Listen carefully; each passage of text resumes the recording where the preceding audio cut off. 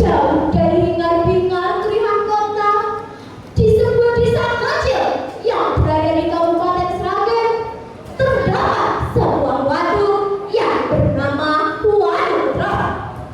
Lokasinya berada di Desa Trok, Kecamatan Taman.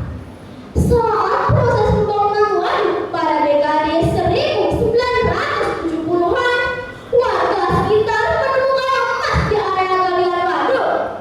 Bahkan hingga tahun 1980-an, saat musim hujan tiba, warga masih sering menemukan emas dalam bentuk biji atau serpihan di area sekitar waduk.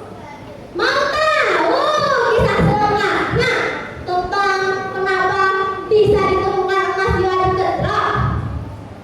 Karena ya sapa dulu hadirin di ruangan ini ya. Assalamualaikum warahmatullahi wabarakatuh.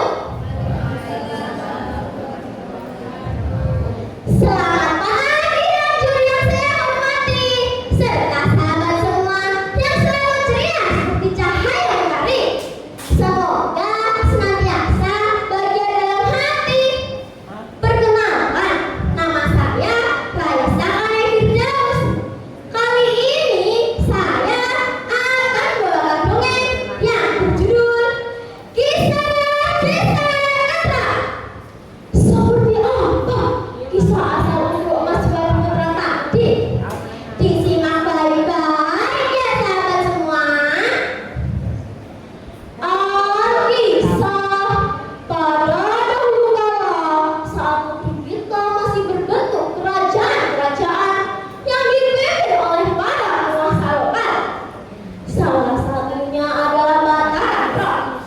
Wilayah kuasanya berpusat di daerah yang sekarang menjadi Desa Trok, Kecamatan Taman. Mataram Trok dikaruniai seorang